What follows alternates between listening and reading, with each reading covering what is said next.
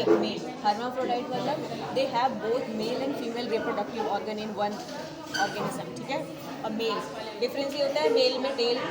Present होता है मतलब पॉपुलेशन के लिए, एक इनको डिफ्रेंशिएट करता है, सेक्सुअली डाइमॉर्फिक है, ठीक है।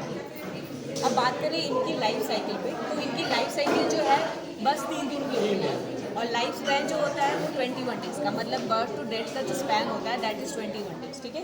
इनकी लाइफ में ये सारे स्टेजेस आते हैं, एडल्ट, एम्ब्रियोज, L1, L2 मतलब ये लार्वल स्टेजेस हैं, L4 फिर adult. It takes just 3 days to complete the whole life cycle, ठीक है। एंड होता ये है कि कभी कभी अनफेवरेबल कंडीशन आ जाता है, जब इनको प्रॉपर फूड, प्रॉपर न्यूट्रिशन नहीं मिले, प्रॉपर टेम्परेचर नहीं मिले, तो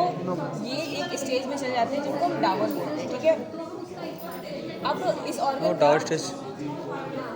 डावर से मेटाबॉलिकली इनएक्टिव होता है, जैसे कि सिंपल वर्ड में समझो तो पोलर बेयर जैसे हाइबरनेशन में जाते हैं ना, जब उनको फूड नहीं मिलता या फिर अपनी एनर्जी सेव करनी थी, ठंडी होगी। इस जस्ट से आपने वो सुना होगा ना, वो कल्पना चावला वाला जो वो हुआ था प्लेन क्रैश, तो अपने साथ सिलिगेंस भी लेके गए और उस प्लेन में सिर्फ यही बचा था, मतलब जब वो रिकवर हुआ तो उन्हें ये सिलिगेंस डावर स्टेज में बचा हुआ था, ठीक है। तो आप अब फिगर्स होता है ना, क्यों यूज़ कर रहे थे model,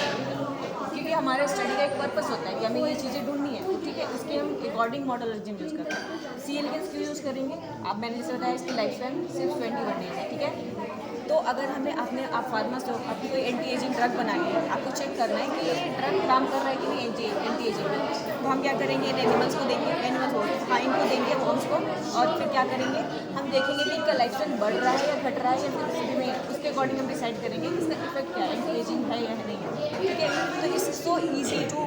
replicate those experiments in simple organism like C, जल्दी हो जाता है, हाँ जल्दी हो जाएगा। आप ह्यूमन्स का सोचो, 70 साल तो वेट नहीं करेंगे ना, या फिर इवन रोडेंट्स में 6 महीने 1 साल लग जाएगा। तो if we have this option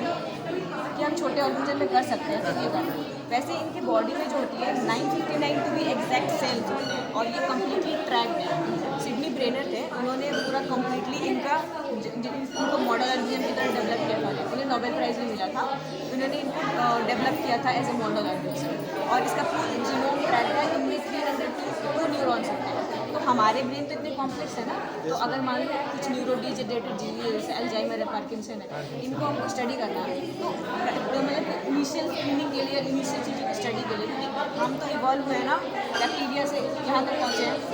तो कुछ ऐसे जीन्स होते हैं कि कंजर्व होते हैं, ओवर द स्पीसीज कंजर्व होते हैं, तो हम वो देख सकते हैं। जैसे फॉर एग्जाम्पल मैं बताती हूँ, जैसे इनका बॉडी ट्रांसपेरेंट होता है, तो होता ये है कि अगर हमें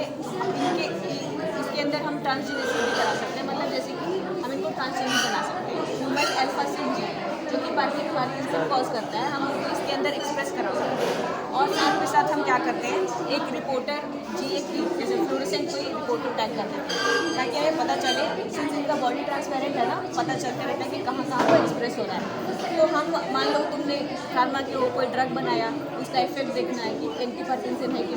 पार्किंसन डिजीज़ को रेस्क्यू कर रहा है कि नहीं कर रहा है, तो तुम इनको देकर देख सकते हो ना, माइक्रोस्कोप में देखोगे, पहले एक्सप्रेशन ज़्यादा होगा, फिर जब तुम ड्रग दोगे अगर वो एंटी पार्किंसन है तो क्या होगा, ये फ्लोरेसेंट एक्सप्रेशन कम होगा।